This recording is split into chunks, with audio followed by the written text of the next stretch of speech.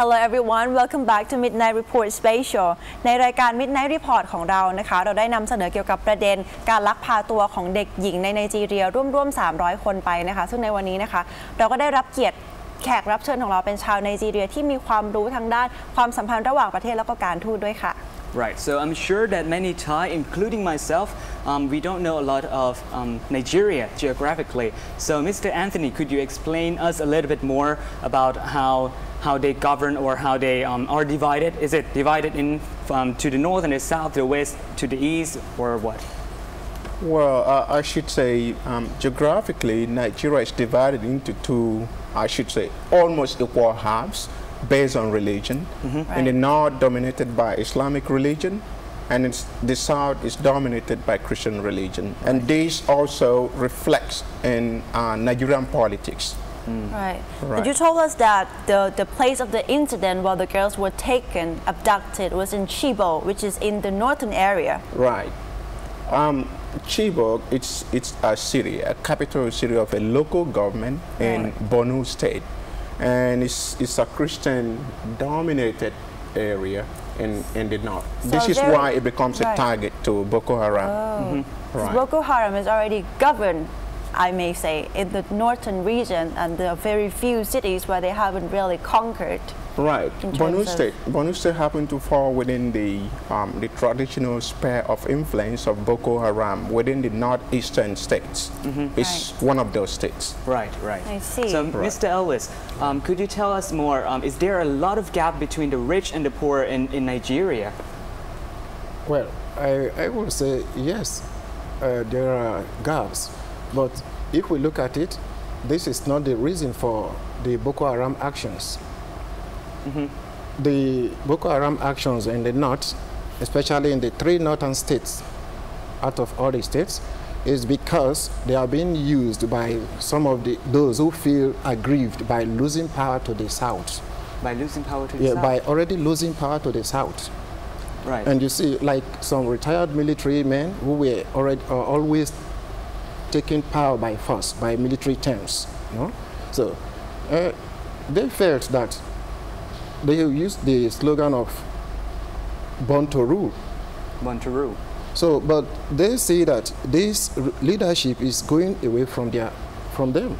Right. Because the past governments were actually performing well, and this government also doing very well. The whole country voted for this present government. So, Mr. Elvis, you're saying that the main reason behind their action has a lot to do with political activities? Yes, definitely it's political activities being sponsored by some aggrieved politicians to derail this present government. Right. Is this the view shared by most Nigerians? Yes, this is the most view, because no well-meaning Nigeria knows what is not happening there. This is the main target. I mean, to add up to what Mr. Elvis have just said, there's actually a blurring line between the founding ideologies of Boko Haram and the present situation on the ground.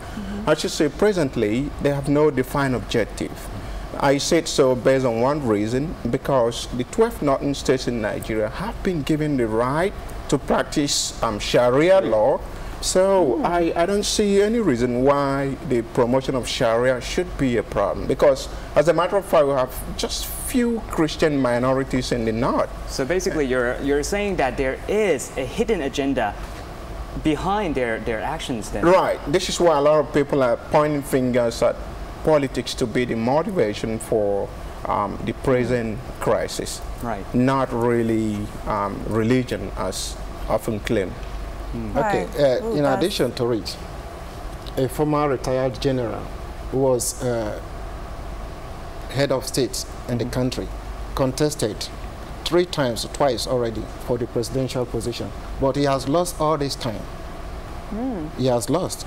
He boasted the last election that if anything happened, he didn't win, problems will come up. And so, if these problems come up now, what do we say? If some people have said if he didn't win, problems will come up. So these are the people who sponsor all this. These people have been silent ever since. Ever since have been silent. But it's only because of international intervention now he's coming out to speak. So this is just, they don't have agenda. Boko Haram have no real agenda for development or for progress. It's not basically, they are only using Islamic terms to come up with their cover up, basically. Right. And this reflects in the current demand for negotiation in Nigeria. You see, they're basically demanding for swapping of the girls for their prisoners, and that I mean, you can see they have no defined agenda, because the government have provided all options for them to come on the negotiating table, but they hardly come up with one defined agenda to convince the government that this is actually what we want. So this is why a lot of people still believe it's a kind of political motivation by those who feel they have lost influence in the governance of Nigeria and the status quo. So they still want to reverse the clock to their own benefit. But unfortunately, things have turned around. You know, the I should say masses are beginning to advocate for their rights, and you know, those days when everything is covered up for the interest and benefit of those elites, it's no longer possible because of mass media and social medias like Facebook. So a lot of things have turned around, and they're just thinking of everything they could do, exploring every avenue to still have access to power by force. Speaking of domestic, well, we can call this a national or domestic problem, but right now there have been a lot of international intervention in a point. Have the Nigerian people welcome such, well, they can call it support or rescue team, but have they welcomed such intervention from international parties? Okay, Nigerian government wholeheartedly welcome every contribution and assistance from any international community, especially the United States and the UK, precisely, who have actively showed great interest in making sure the problem is resolved within a manageable space of time. So I should say the government is really happy. Now you're speaking for the government. What about the Nigerian people? What was their view on this? Well, Nigerian government have for long been persuading the government to accept, I should say, help, a kind of a system from outside. But the government was not forthcoming for some reasons. And the reason is they were looking at it not to blow this, I should say, domestic problem, a kind of crisis, out of proportion. As I have said earlier on, one of the reasons why the peace talk broke up in 2013 was the categorization of Boko Haram as an international terrorist group. So the government becomes skeptical of taking further steps that would, you know, infuriate the whole situation. But do you view that the intervention of the U.S. back then was it was a way to escalate the already violence things that Boko Haram has done? Well, by interpretation, yes, but the U.S. did not meant it for that reason, Talking about the issue, this abduction has certainly triggered a worldwide rage. Do you think that this abduction has any effect on the country's development, or in terms of economically or other aspects? Well, it has not actually done anything wrong about the economy, because despite this Boko Haram issue, Nigeria has still be growing economically. The GDP is on the rise. You can see that only recently Nigeria was already be made as the world #1 economy in Africa. It's only just recently. Just had the World Economic Forum. And also right now, the World Economic Forum was also held in Africa for the first time. So this is to show that Nigeria is doing well, because the area where the Boko Haram is actually doing their atrocities are not actually economically vital to the country.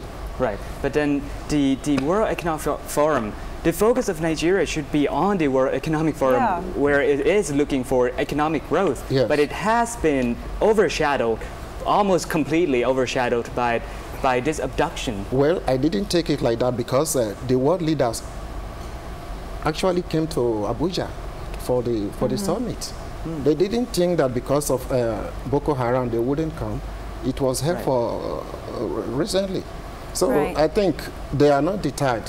They know it was just in a particular area that is not even near to the capital. It's just like something happening in Yala, Narathiwat, and that area in the south of Thailand. Like the 3 provinces. Yeah, the 3 provinces of Thailand. People in Bangkok, some of them don't know what is happening unless they listen to the news. It's same like that. Most people in Nigeria don't even feel what is happening so much because it's just in some areas. Just area there, that's all. So economically, you can see in the news, companies, 6 Nigerian companies to look up to, going global. So if this is happening, is it actually affecting the economy where we are getting more investors still coming in despite Boko Haram? So it means that if Boko Haram had not been there, well, we would have gone so much faster if there is cooperation. But like I said before, the Boko Haram is just a political agenda. Right. Totally. We have touched upon a lot of heavy topics. Well, I'm sure that a lot of Thai people haven't really understood what really Nigeria has to offer. We would like to ask you more to tell us more about Nigeria. What is it that there are the tourist attractions? I'm sure they're pretty rich natural resources there. Okay, yeah. I mean, apart from talking of tourism, let's go to the economic strength of Nigeria.